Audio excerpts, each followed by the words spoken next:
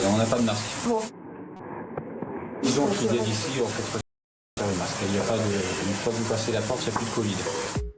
Des repas grand luxe pour une population fortunée, sans aucun respect des gestes sanitaires. Comment ça va ? Le parquet de Paris a ouvert une enquête pénale suite à la diffusion d'un reportage réalisé par la chaîne M6 pour mise en danger de la vie d'autrui et travail dissimulé. Une enquête administrative a également été lancée par la préfecture de police de Paris à la demande du ministre de l'Intérieur.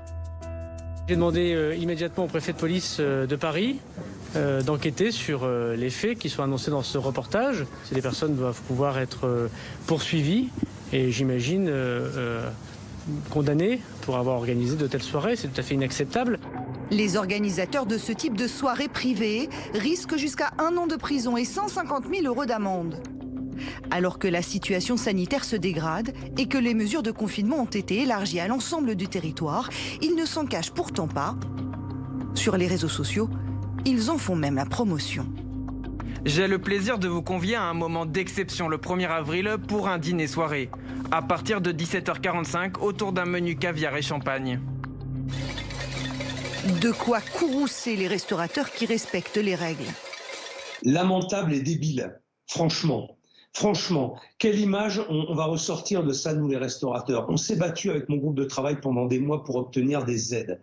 On fait tout aujourd'hui pour essayer et faire en sorte d'avoir des réouvertures rapides et normales, on va dire. Et aujourd'hui, il y a une poignée d'individus qui salissent notre profession. Mais une autre séquence du reportage d'M6 interpelle. Alors qu'il ne sait pas qu'il est filmé, l'un des organisateurs raconte. J'ai dîné cette semaine dans 2 ou 3 restaurants qui sont justement d'ailleurs des restaurants soi-disant clandestins avec un certain nombre de ministres. Alors ça me fait doucement rigoler. Présenté comme un collectionneur, il est vite identifié par plusieurs médias et internautes comme Pierre-Jean Chalençon. Bonjour, bienvenue chez l'Empereur. Ce grand fan de Napoléon est le propriétaire du Palais Vivienne, dans le cœur de Paris, où a été filmée la séquence. Homme d'affaires et animateur télé, il est réputé pour ses coups de gueule et sorties sulfureuses. Dans une vidéo publiée en février, il affirmait avoir plusieurs copains ministres et ses entrées au gouvernement. J'ai pas mal d'amis dans les ministères, en poste de communication, de chez notre ami Attal. D'ailleurs, il doit venir dîner prochainement, notre ami Attal. Une affirmation qui fait bondir l'entourage du porte-parole du gouvernement.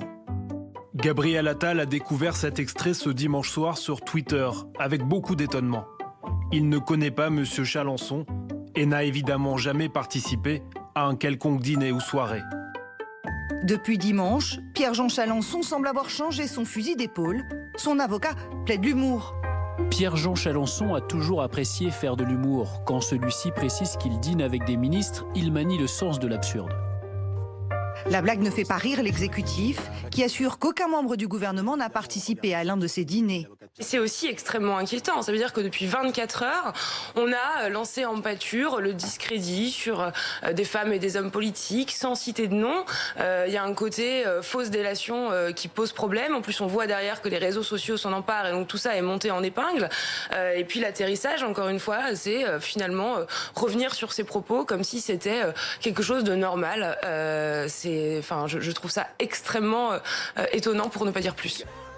Ce lundi soir, Pierre-Jean Chalençon se défend. Il estime qu'on veut lui faire porter le chapeau.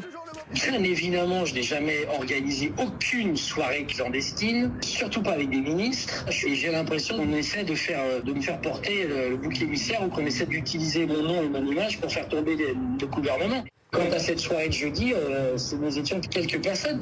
Il y avait 9 personnes qui se sont battues en duel. J'ai pas de cuisine depuis 4 mois, donc je vois pas comment j'aurais pu faire des soirées. Et quand j'invite les gens à dîner chez moi, c'est moi qui les invite. Je ne leur demande pas de payer. Les participants à des soirées privées peuvent être condamnés à des amendes, 2 fois 135 € pour non-respect du port du masque et non-respect du couvre-feu.